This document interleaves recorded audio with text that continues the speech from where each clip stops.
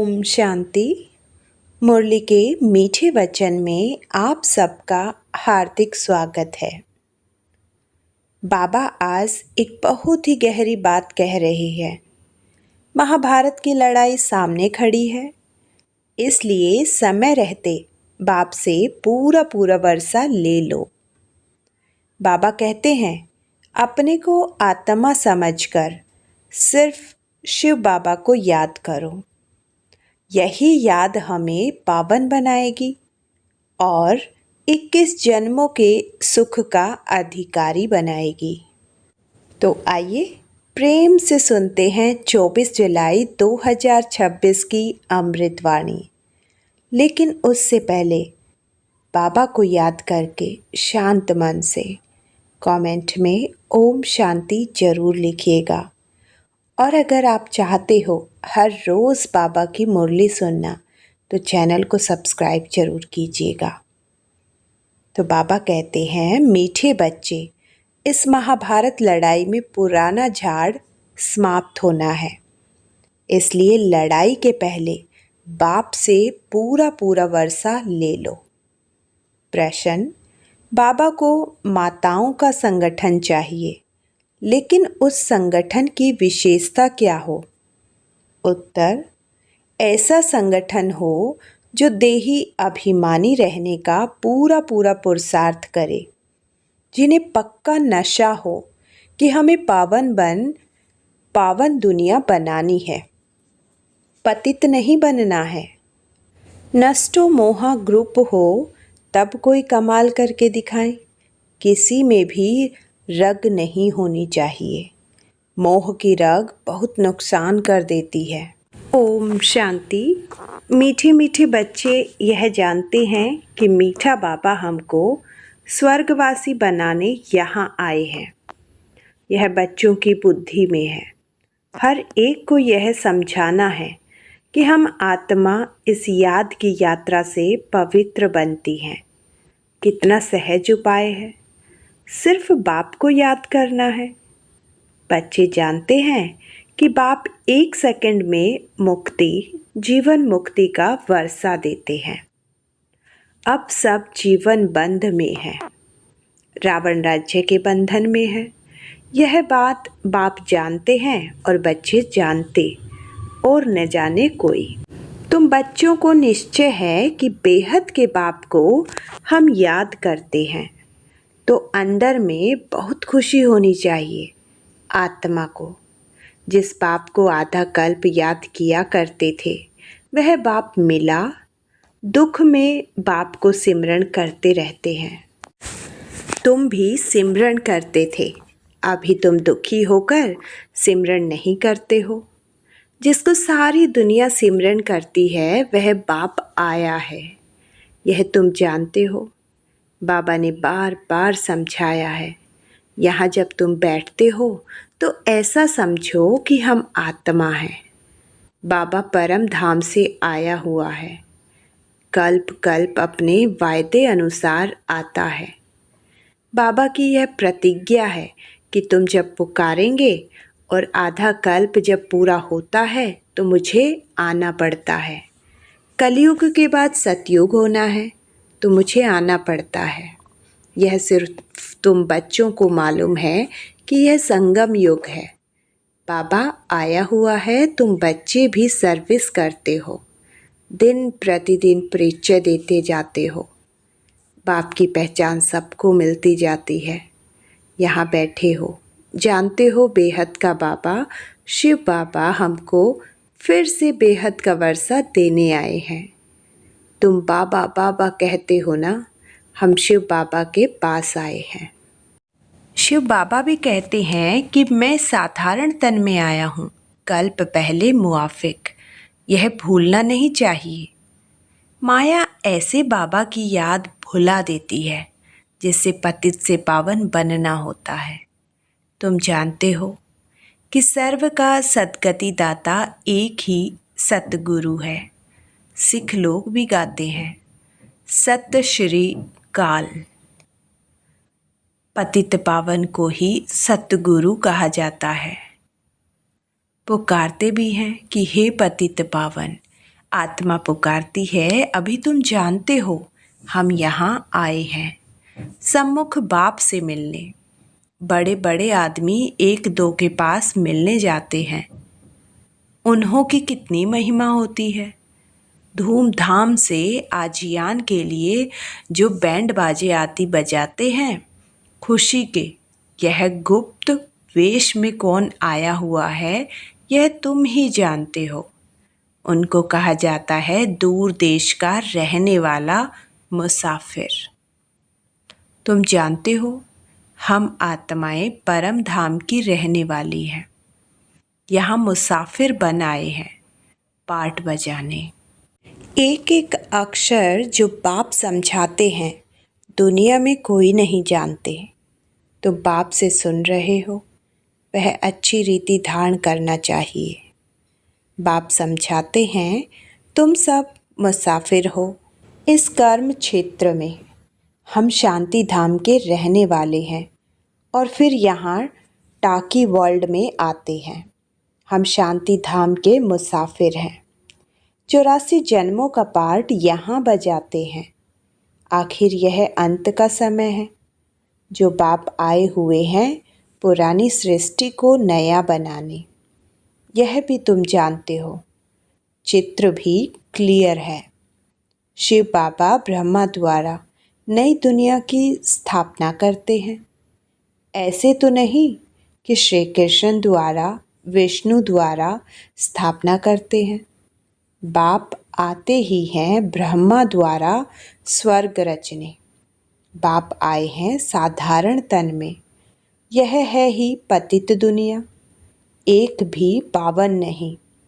जबकि पहले नंबर वाले लक्ष्मी नारायण भी पतित बनते हैं। जो पावन थे वही पतित बने हैं, सारी डिनाइसिटी सहित। तुम जानते हो हम जो डीटी धर्म वाले थे वह अब शूद्र धर्म वाले बन गए हैं। भले अमेरिका आदि में बड़े बड़े साहूकार रहते हैं, परंतु सतयुग के सामने अमेरिका कुछ भी नहीं। यह सब पिछाड़ी में बने हैं।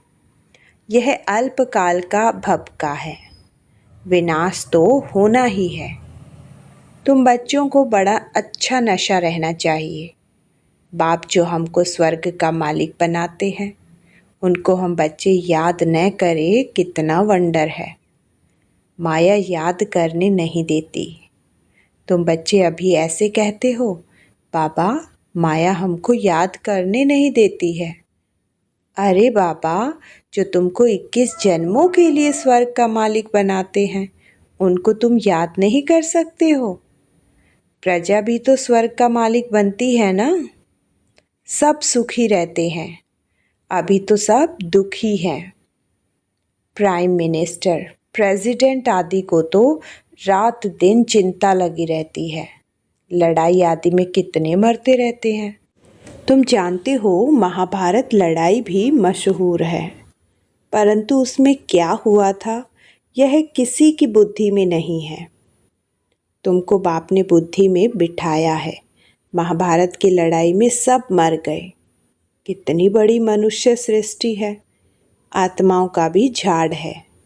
झाड़ पहले नया होता है तो बहुत छोटा होता है, फिर वृद्धि को पाता जाता है। तुम जानते हो पहले जब डीटी धर्म था तो कितना छोटा झाड़ था। आदि सनातन देवी देवता धर्म था। अब कितनी वैरायटी धर्म है। इस महाभारत लड़ाई द्वारा इन सब का विनाश होना है, परंतु यह ज्ञान कोई में है नहीं। भले कहेंगे यह वही लड़ाई है, परंतु इससे क्या होने का है यह पता नहीं। तुम अभी रोशनी में हो, जानते हो विनाश होना है। इसलिए महाभारत लड़ाई के पहले अपना वर्षा तो ले लेवे। बात तो बड़ी सहज है। पवित्र बनो और बाप को याद करो। बहुत बच्चियों के ऊपर अत्याचार होते हैं। तुम माताओं का संगठन होना चाहिए, एक दो को बचाने के लिए। परंतु देही अभिमानी जरूर बनना पड़े।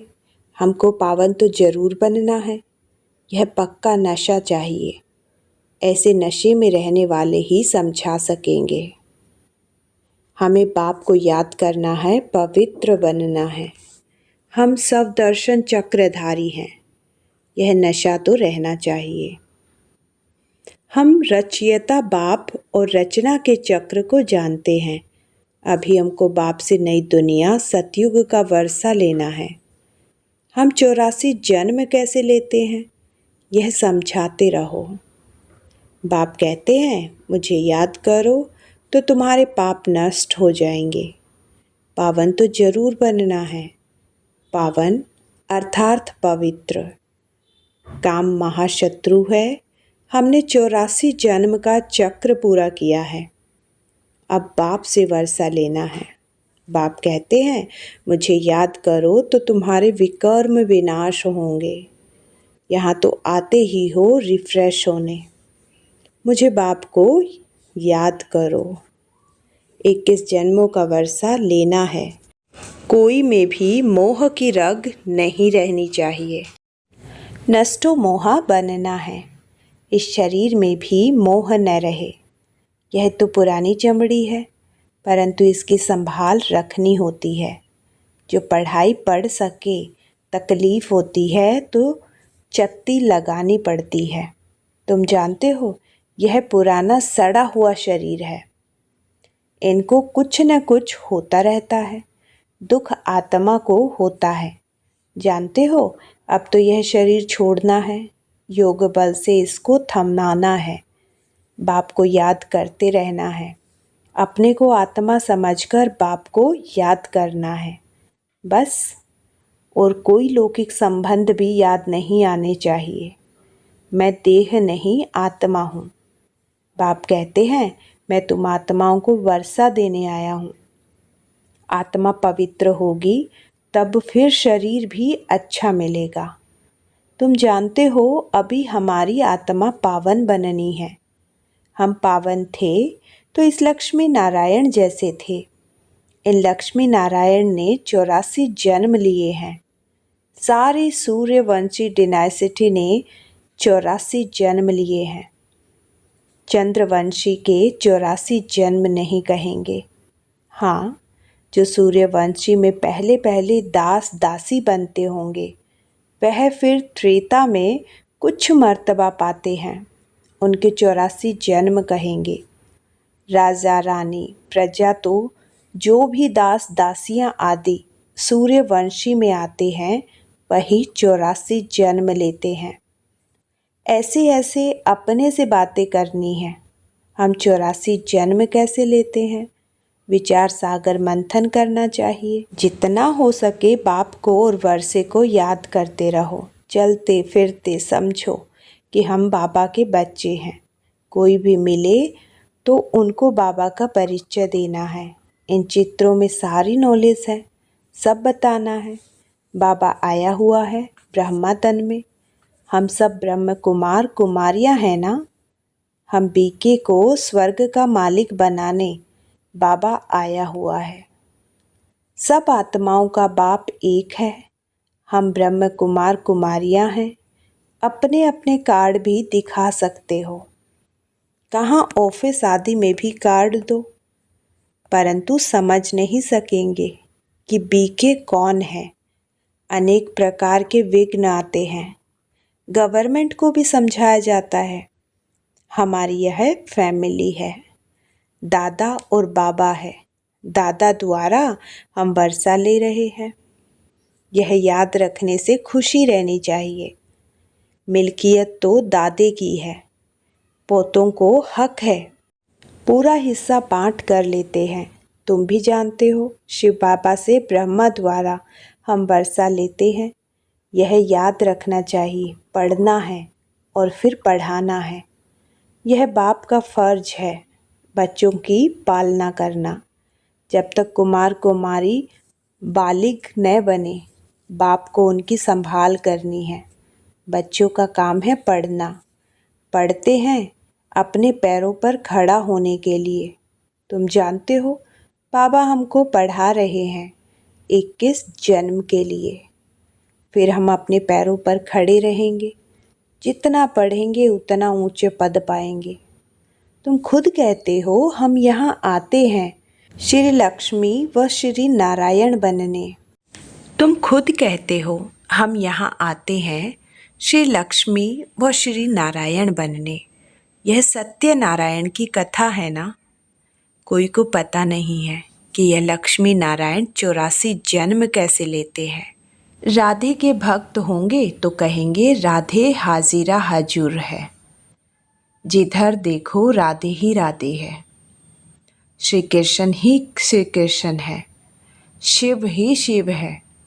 यह गुड़धानी कर दी है।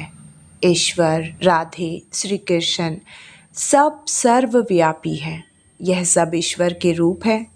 भगवान ने यह रूप धारण किए हैं। जिधर देखो उधर तू ही तू है। बिल्कुल ही बेसमझ बन पड़े हैं। यह है विकारी पतित दुनिया। सतयुग है निर्विकारी पावन दुनिया। वॉइसलेस वर्ल्ड का अर्थ ही है स्वर्ग। कहते हैं वहाँ बच्चे तो है ना, वह कैसे पैदा होंगे। बस सवाल ही यह पूछेंगे। कहेंगे बच्चे नहीं पैदा होंगे तो सृष्टि कैसे बढ़ेगी। हर साल आदमशुमारी का हिसाब निकालते हैं कि कितने जास्ती मनुष्य हुए। यह नहीं बताते कि इतने मरे। तो बच्चों को पहले तो अपना कल्याण करना है। मैं आत्मा हूँ, पहले तो यह निश्चय करो। बाबा को याद करना है। अंतकाल जो नारायण सिमरे। अब नारायण सिमरे यह अक्सर झूठे लिखे हैं। अंतकाल जो शिव बाबा सिमरे वही चिंता में जो मरे सो स्वर्ग का नारायण बने। अंतकाल नारायण क्यों कहते हैं? समझते हैं श्री कृष्ण ने ज्ञान दिया था तो भला श्री कृष्ण को सिमरे ना। श्री कृष्ण को याद करते हैं। नारायण का किसी को पता नहीं है। श्री कृष्ण की जयंती मनाते हैं। भला राधे की जयंती कहाँ? श्री कृष्ण का जन्म मनाते हैं। नारायण का कहाँ है? वर्ल्ड के किंग क्वीन लक्ष्मी नारायण का किसी को पता ही नहीं। प्रजापिता ब्रह्मा के मुख वंशावली होंगे ना, कहाँ गए? कहते हैं ब्राह्मण देवी देवता नमः। ब्रह्मा के मुख वंशावली थे ना। बच्चे समझते हैं ब्रह्मा द्वारा शिव बाबा ब्राह्मण धर्म स्थापन करते हैं। ब्राह्मण धर्म ब्रह्मा ने नहीं रचा परंतु शिव बाबा ने रचा है। यह तो अभी ब्रह्मा बना है। अच्छा, मीठे मीठे सिकिलदे बच्चों प्रति माता पिता बाप दादा का याद प्यार और गुड मॉर्निंग। रूहानी बाप की रूहानी बच्चों को नमस्ते। धारणा के लिए मुख्य सार। नंबर 1, इस पुराने शरीर में रहते पढ़ाई पढ़कर 21 जन्मों के लिए कमाई करनी है, इसलिए इसकी संभाल करनी है। बाकी इसमें रग नहीं रखनी है। नंबर 2, ऐसा अभ्यास करना है जो अंत काल में एक शिव बाबा ही याद रहे। दूसरे किसी भी चिंतन में नहीं जाना है। अपना कल्याण करना है। वरदान। मास्टर नॉलेजफुल बन अनजान पने को समाप्त करने वाले ज्ञान स्वरूप योग युक्त भव। मास्टर नॉलेजफुल बनने वालों में किसी भी प्रकार का अनजानपन नहीं रहता। वह ऐसा कहकर अपने को छुड़ा नहीं सकते कि इस बात का हमें पता ही नहीं था। ज्ञान स्वरूप बच्चों में कोई भी बात का अज्ञान नहीं रह सकता और जो योग युक्त हैं उन्हें अनुभव होता जैसे कि पहले से सब कुछ जानते हैं। वो यह जानते हैं कि माया की छम छम रिमझिम कम होनी है। माया भी बड़ी रौनकदार है, इसलिए उससे बचकर रहना है। जो सभी रूपों से माया की नॉलेज को समझ गए उनके लिए हार खाना असंभव है। स्लोगन। जो सदा प्रसन्नचित्त है वह कभी प्रसन्नचित्त नहीं हो सकता। ये अव्यक्त इशारे ज्वाला स्वरूप स्थिति में रहें। शक्तिशाली याद का अनुभव करो। योग में सदा लाइट हाउस और माइट हाउस की स्थिति का अनुभव करो। ज्ञान है लाइट और योग है माइट। ज्ञान और योग दोनों शक्तियाँ लाइट और माइट संपन्न हो। इसको कहते हैं मास्टर सर्वशक्तिमान। ऐसी शक्तिशाली आत्माएं कभी भी परिस्थिति को सेकंड में पार कर लेती है, टाइम नहीं लगता।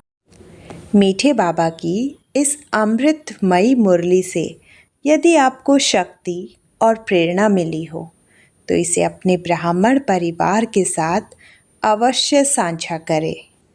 और यदि आपको लगता है कि आपको बाबा की हर रोज़ की मुरली सुननी है तो मुरली के मीठे वचन चैनल को सब्सक्राइब जरूर कीजिएगा ताकि प्रतिदिन नई मुरली सबसे पहले आप तक पहुंच सके। अब जल्दी से बाबा को याद करके सच्चे मन से कमेंट में ओम शांति जरूर लिखिएगा।